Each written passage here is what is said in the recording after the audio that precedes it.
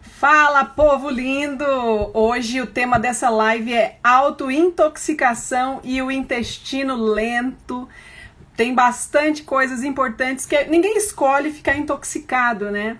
Ninguém escolhe observar os alimentos, consumi-los e perceber que o organismo dele não reagiu da melhor forma possível.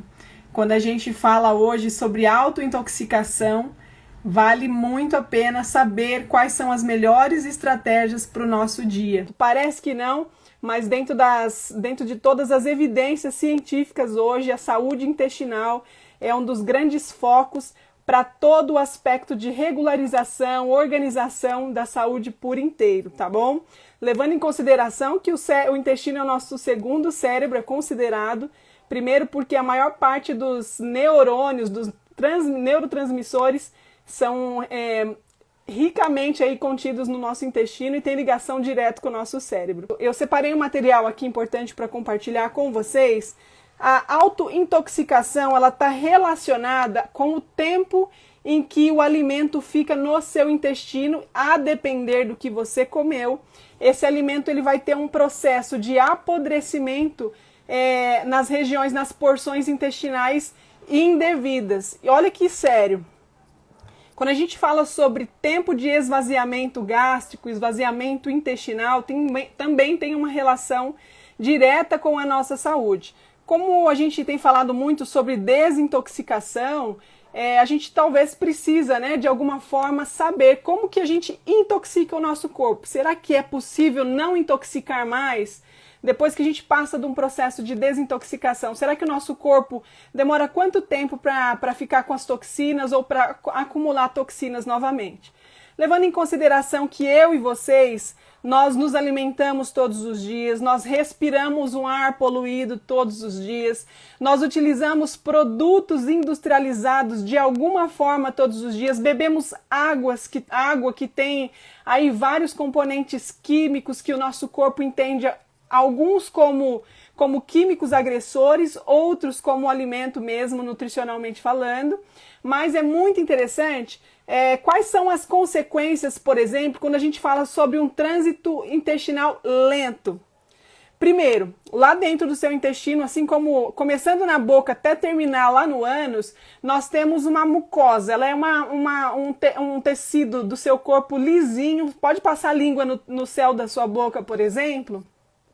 Você vai ver que é lisinho. Assim é revestido toda a nossa parte interna de mucosa, onde essa mucosa ela tem a capacidade, ela tem a função de absorver ou tem a função de liberar químicos para o processo digestivo, para a captação de nutrientes. Então, o seu intestino, por exemplo, quando a gente fala sobre lentidão nesse processo, imagina que você consumiu aí alimentos que contenham substâncias tóxicas, substâncias cancerígenas, e esse alimento está demorando para sair dentro do seu organismo. Imagina, ele já está em processo de apodrecimento, processos de putrefação, e essa sua mucosa intestinal ela está trocando contato com as fezes.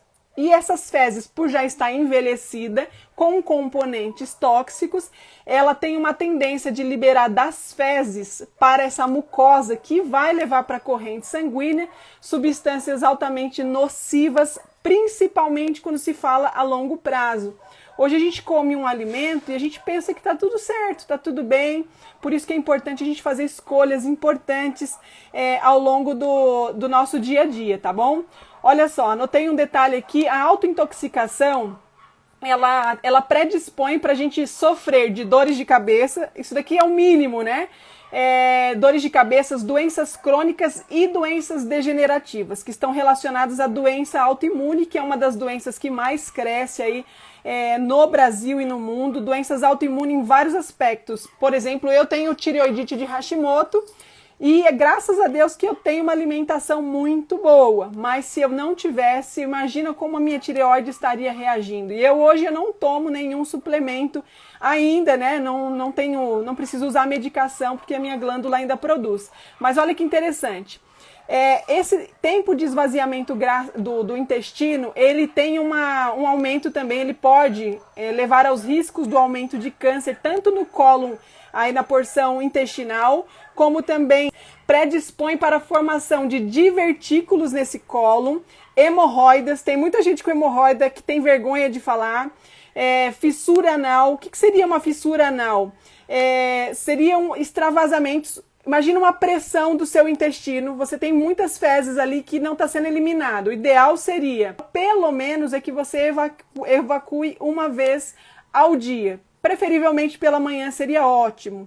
Mas quando você utiliza alguns alimentos que deixam essas fezes no seu intestino 1, 2, 3, 4 dias, já vivenciei experiências de colegas que passaram 40 dias sem evacuar e ao final de todo o processo descobriu um câncer, né?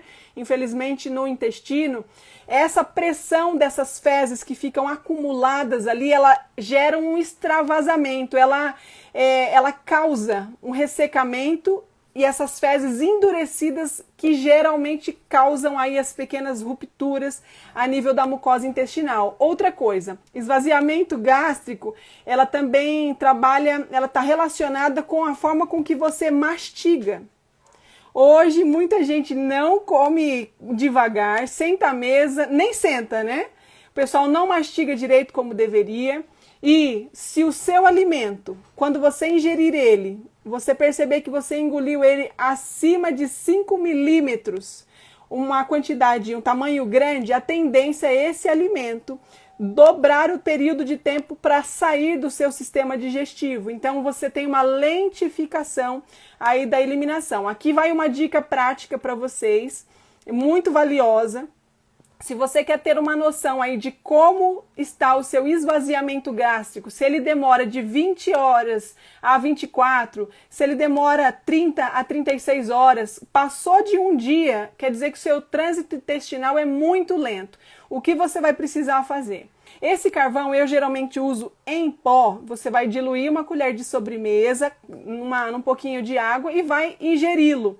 Sempre aí 2 horas entre uma refeição e outra, porque ele tem o potencial de eliminar também, além das toxinas, ele vai ter o potencial de eliminar alguns nutrientes ali naquele período em que ele estiver sendo ativado, tá? O que acontece? Quando você você vai marcar o dia e o horário em que você tomou aí o carvão vegetal e você vai contar até a próxima vez, até o próximo momento em que as suas fezes saírem escurecidas, fezes negras mesmo, por conta aí do carvão vegetal. Então a tendência, como ele é um captador de toxinas, né, de metais pesados, qualquer outro intoxicante, a tendência é ele ficar um pouco mais de tempo no intestino até ser eliminado, excretado aí pelas fezes. Então fica de olho, se no período de 24 horas essas fezes escurecidas apareceram, quer dizer que seu trânsito intestinal está dentro da normalidade. Passou muito mais do que isso, vale a pena você ficar com uma atenção aí considerável do que você está comendo, de como é a forma que você está planejando as suas refeições. Outra coisa, o que aumenta a permeabilidade intestinal, pessoal? Olha que sério isso daqui.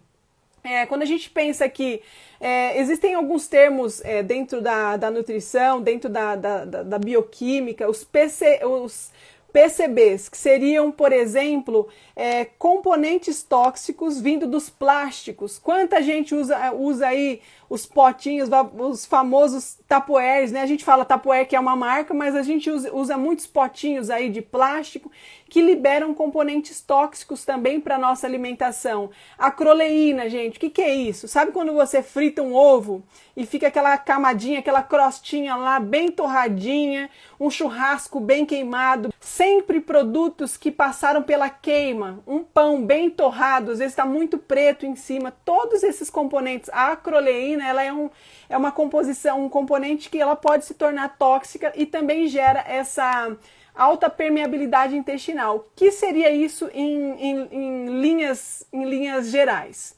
Quando a gente pensa em aumento de permeabilidade intestinal, sempre é o extravasamento da porção intestinal, daquilo que está dentro do canal intestinal, que ultrapassa para as células, para a corrente sanguínea. Isso acontece com os nutrientes normalmente, mas cada etapa, cada parte do nosso intestino, ele tem uma função específica. Então aqui eu quero deixar um adendo com vocês, um pouquinho mais para frente eu vou falar sobre o tempo que o seu corpo, por exemplo, produz os gases. Eu não sei aqui se vocês têm muitos gases ou não, mas eu quero compartilhar com vocês como identificar se esses gases são normais, esse excesso, ou se ele está anormal já no seu organismo. Outra coisa, agrotóxicos.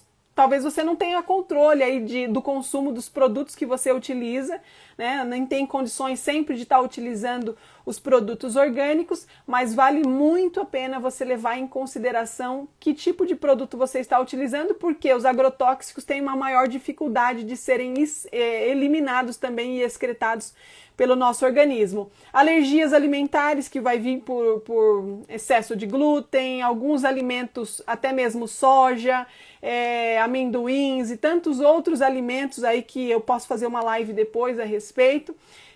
Eles são alimentos que podem gerar uma alergia tardia. O seu organismo pode ter reações diante desses sinais aí alimentares. Outra coisa, pimenta caiena, pimenta chile, a páprica, são alimentos, são 3 tipos em especial de temperos que são nocivos para o seu organismo e pode gerar aí também essa permeabilidade intestinal.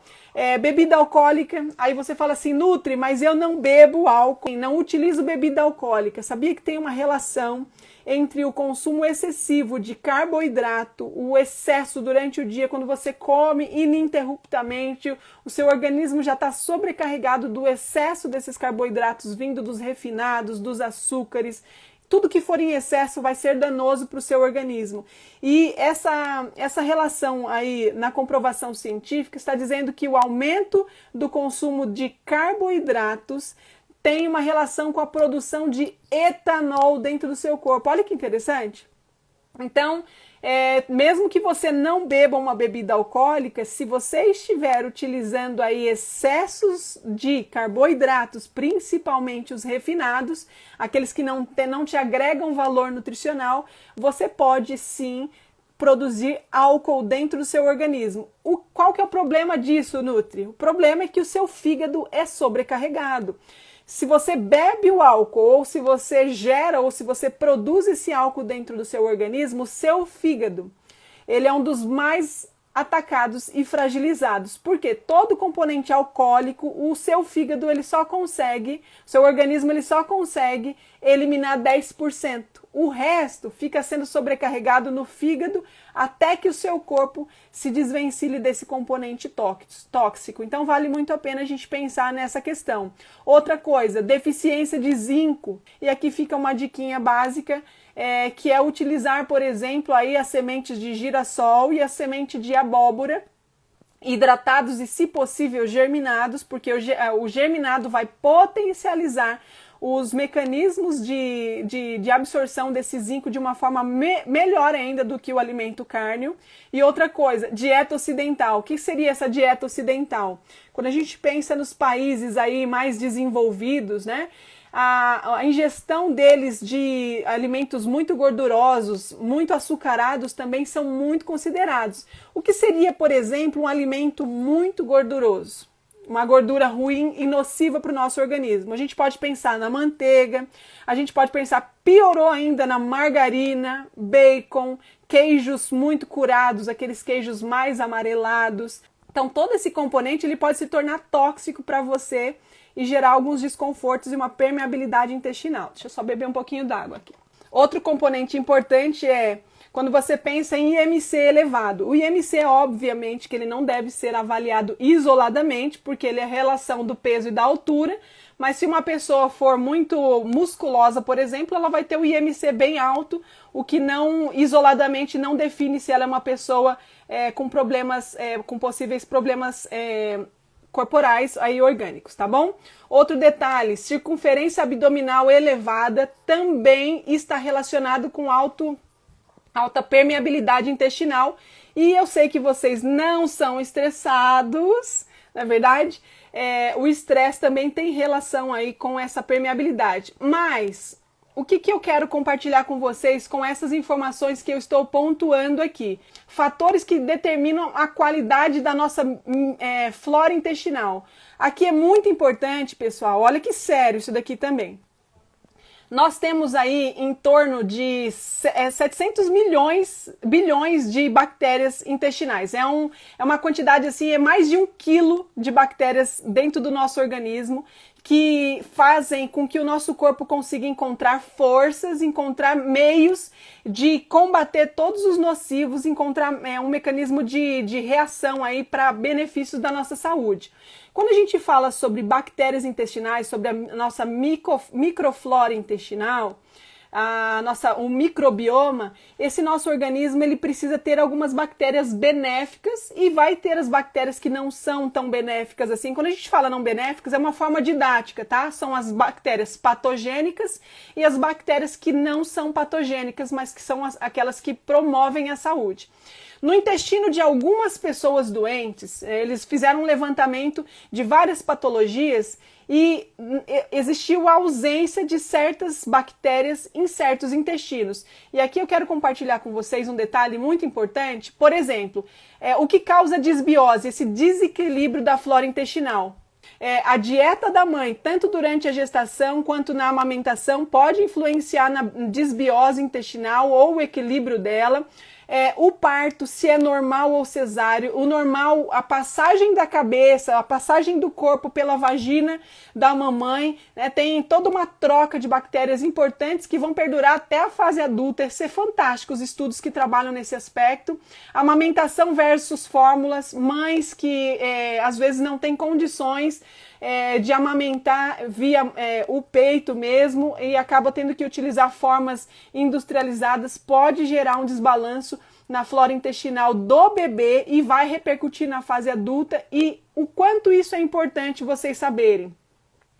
Se isso for sanado aí no período até 3 anos, de 2 a 3 anos desse bebê, a tendência é que essa criança tenha ainda uma qualidade de vida muito significativa. Quando a gente, de certa forma, negligencia esse aspecto até o 3º ano, as pessoas têm uma tendência, as mães, de colher infelizmente, algumas consequências. Agora, outro detalhe, alimentação da mãe, alimentação da criança, a nossa alimentação vai influenciar nessa desbiose. Higiene excessiva, já viu pessoas compulsivas para limpar?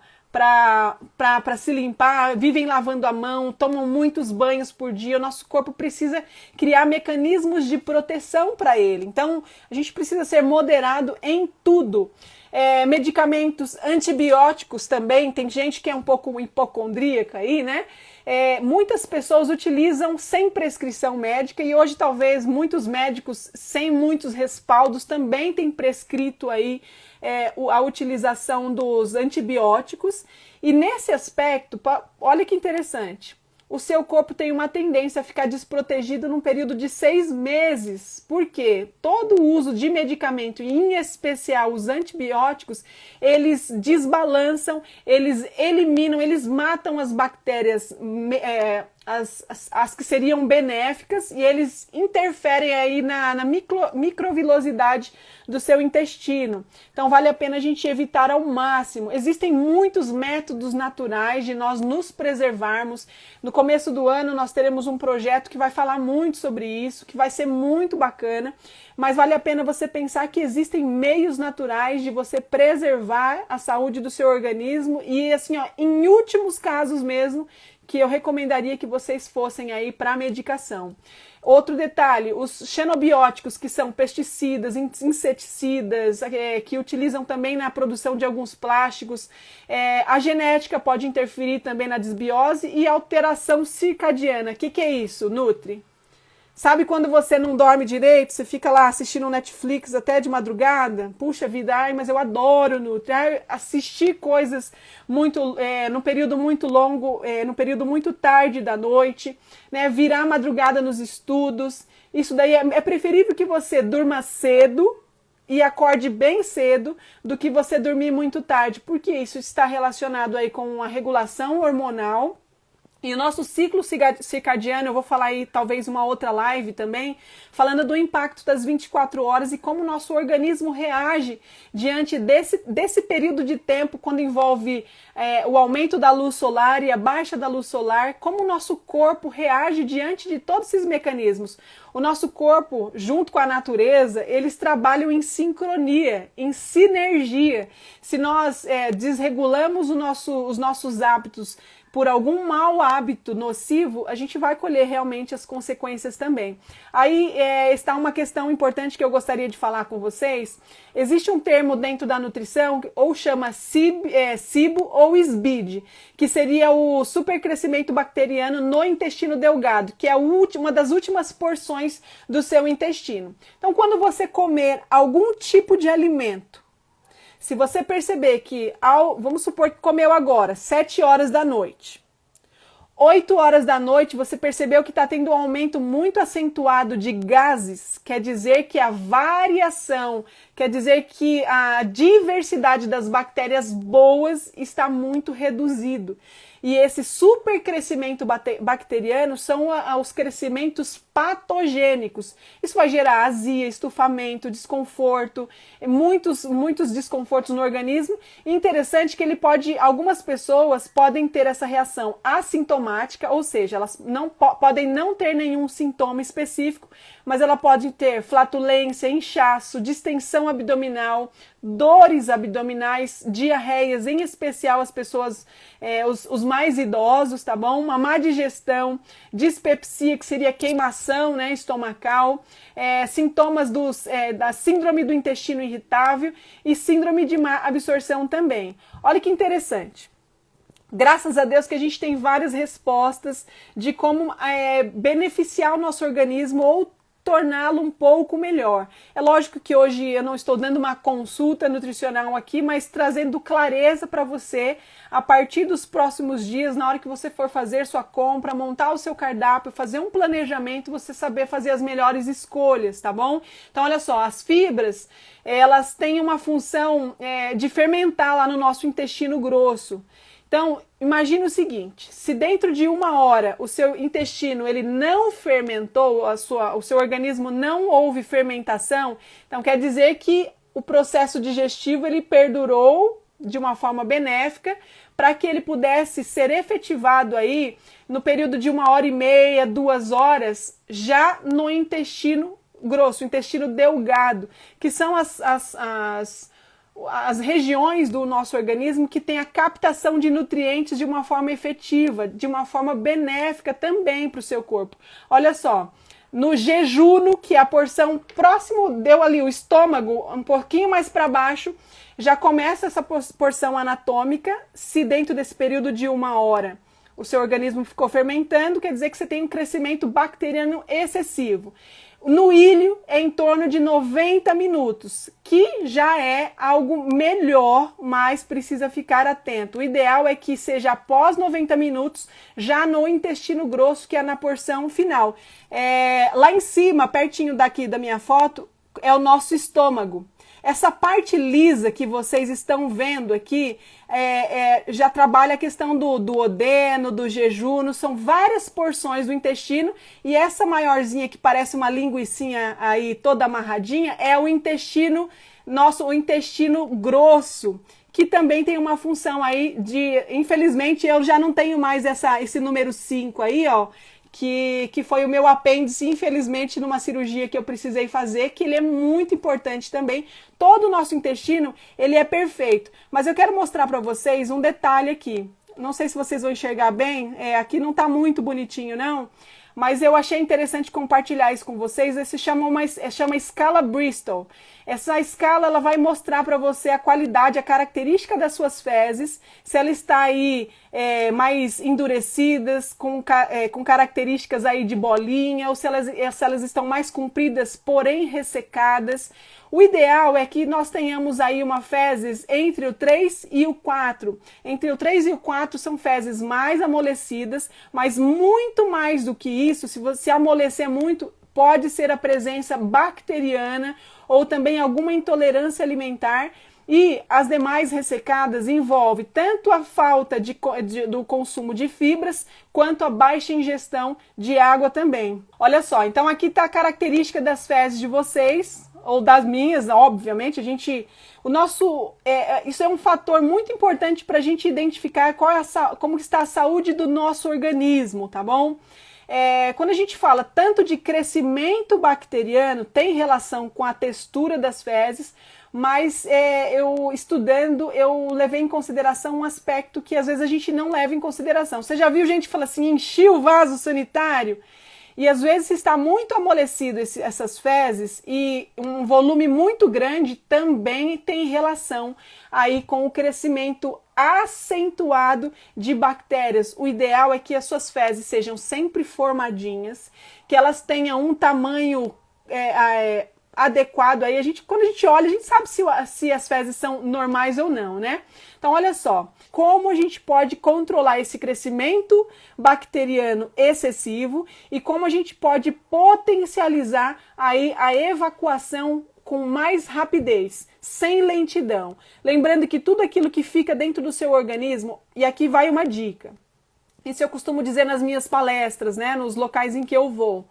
Todas as vezes que você rejeita um estímulo específico, um estímulo do seu organismo biológico, de que você precisa evacuar e você não vai porque você às vezes está num local, está fora de casa, está viajando, às vezes você não consegue evacuar em outros locais a não ser na sua casa, essa negação desse estímulo biológico faz até com que as suas fezes tenham uma tendência de voltar até 70 centímetros para trás. Então, se aquelas fezes são lixo, se aquelas fezes já não servem mais para você, obviamente, para o seu organismo, para absorver mais nenhum nutriente, para nos nutrir, imagina essas fezes voltando até 70 centímetros para trás.